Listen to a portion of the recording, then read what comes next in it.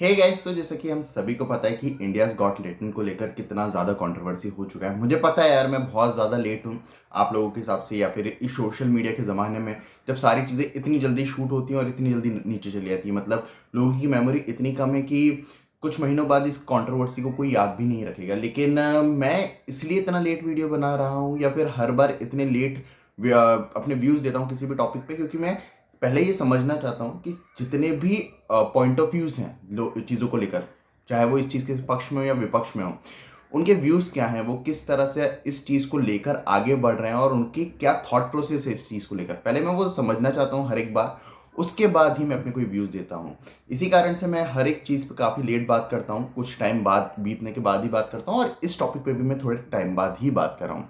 India's got talent क्या था? India's got talent एक शो था, एक कॉमेडी शो बनाया गया था समय रैना के द्वारा, जिसमें वो प्योर जो है ब्रेनलेस कॉमेडी करते थे। ब्रेनलेस कॉमेडी मैं इसलिए बोलूँगा क्योंकि वहाँ पर आप कोई लॉजिक नहीं ढूंढ सकते थे। जिस तरह से महीप जी का वीडियो वायरल हुआ था, मम्मी कैसी हैं, अब उसमें क्या ही लॉजिक ढूंढोगे? उसमें जितने परफॉर्मेंस होते थे उनमें कोई लॉजिक नहीं होता था। वो शो का जो कॉन्सेप्ट था उसमें कोई लॉजिक नहीं था, सारी चीज़ें ब्रेनलेस थी। और उस शो का पर्पस ही था कि ब्रेनलेस कॉमेडी एडल्ट कॉन्सेप्ट को लेकर मिक्स करा और हमारे सामने प्रेजेंट करने की कोशिश करी, जिसके कारण वो शो इतना बड़ा हिट हुआ कि एक अलग ही तरह का माहौल बन गया था। मतलब वो शो बहुत बड़ा था। मतलब आप किसी रियलिटी शो के, अगर कोई ओटीटी पे आ रहा है, उसके व्यूज और समय रैना के व्यूज कंपेयर करोगे इंडियाज गॉट टैलेंट के, जो कि सिर्फ मेंबर्स के लिए वो वीडियो डालते थे, उसमें भी जमीन आसमान का फर्क है। मतलब लोग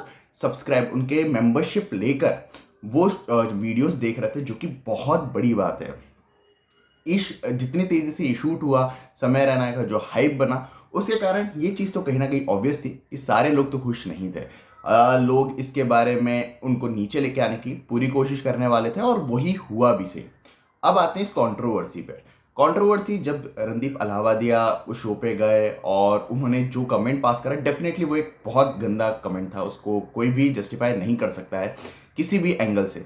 लेकिन मैंने स्टार्ट करा इस चीज़ को, इस शो के बारे में बात करते हुए, कि ब्रेनलेस और एडल्ट कंटेंट को मिक्स करके ये शो बनाया गया था। ये एक ब्रेनलेस चीज़ थी। अगर वो शो का फॉर्मेट ही ब्रेनलेस है, तो आप किस पॉइंट ऑफ व्यू से, किस चीज़ से रणदीप अलाहाबादिया को गलत बोलोगे? पहली बात जो मुझे लगता है।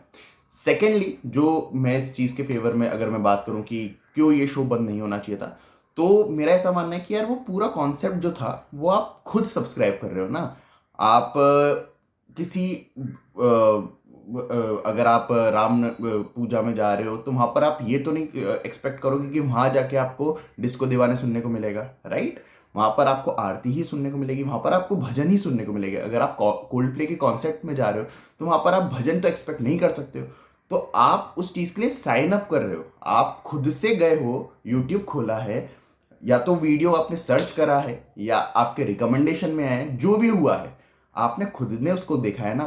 किसी और ने तो फोर्स करके दिखाया नहीं है आपको, राइट? ये आपने खुद से देखा है, और उसके बाद आप ऑफेंड हो रहे हो, और उसके बाद आप जाके इन चीजों को बड़ा चढ़ा के उनकी ट्रोलिंग कर रहे हो। मतलब ये किस तरह का लॉजिक है? मुझे ये बात समझ नहीं आती। अगर मेरी वीडियो से आप सहमत नहीं हो, मत देखो मेरी वीडियो। अगर आप मेरी वीडियो से सहमत हो, देखो। अगर आपको मेरा कंटेंट पसंद नहीं आता, तो मुझे गालियां दो। लेकिन मेरा कंटेंट ही बकवास है, फिर उसको देखकर और फिर उसको ट्रोल करके आप उसको गाली कैसे दे सकते हो? राइट? आप कौन से मतलब समझने की कोशिश कर रहे हो मैं क्या बोल रहा हूँ? कि यार आप मेरी वीडियो के लिए साइन अप कर रहे हो ना, हर एक वीडियो के लिए, उसके बाद आप ये बोल रहे हो कि ये इंसानी बकवास है। यार अगर मैं इंसानी बकवास हूँ, तो मेरी वीडियो को आप देख क्यों रहे हो? पहली बात। दूसरी बात, अगर आपको मेरा कंटेंट बकवास लग रहा है, तो आप मत देखो। आप एक बार नहीं देखोगे, दो बार नहीं देखोगे, रिकमेंडेशन में भी आना बंद हो जाएगा। थर्डली, अगर आपको वो कंटेंट पसंद नहीं है, तो आपके जो बच्चे, जो लोग बोल रहे हैं कि बच्चों पे इफेक्ट पड़ेगा, एक अलग मेंटेलिटी जाती है। भाई 18 से ऊपर का इंसान ही वो वीडियो देख सकता था, ओनली फॉर मेंबर्स था। सेकेंडली, जब 21 साल की उम्र में दारू पीना अलाउड है, सिगरेट हमें हर नुक्कड़ चौराहे पे मिलती है, तो क्यों इस तरह के कंटेंट पे बात हो रही है? मतलब आप सोचो ना, कौन सी चीज़ ज़्यादा हानिकारक है, सिगरेट, दारू, या फिर ये सारी चीज़ें? आप किस तरह का माहौल बनाने की कोशिश करो, किस तरह की सेंसरशिप लाने की कोशिश करो, ये मेरे सोच से तो परे है। ये बात मैं एग्री कर रहा हूँ लोगों से कि हाँ, उन्होंने जो कमेंट करा वो गंदा था, उससे सोसाइटी पे एक असर पड़ेगा। लेकिन सोसाइटी क्या होती है? सोसाइटी का रिफ्लेक्शन होता है ये कंटेंट, राइट? आप किसी भी तरह की चीज़ की बात करो, आप मूवीज़ की बात करो, वो सोसाइटी का रिफ्लेक्शन ही होता है। अगर लोगों को ये चीज़ें पसंद नहीं आ रही थी तो इंडियाज गॉट टैलेंट पे इतने व्यूज़ कहाँ से आ रहे थे? अगर आप उनकी ऑडियंस ही नहीं थे तो आप देख क्यों रहे थे? आप खुद सोच के देखो ये सारी चीज़ें कि उस चीज़ को कितना ज़्यादा बढ़ा चढ़ा के बताया गया है। मैं ये नहीं बोल रहा हूँ कि उन्होंने जो बोला वो जस्टिफाइड है, नहीं, वो कमेंट खराब ही था। लेकिन उस चीज़ को जिस तरह से ट्रोल किया जा रहा है, जिस तरह के केसेस हुए, यार, किस मतलब लोग बड़े बड़े क्राइम कर रहे हैं, एक बैठा साबरमती जेल में एक आदमी बैठ के दूसरी जगह पे मर्डर करवा रहा है, उन चीज़ों पे इन्वेस्टिगेशन या इतने बड़े बड़ी चीज़ें नहीं हो रही है।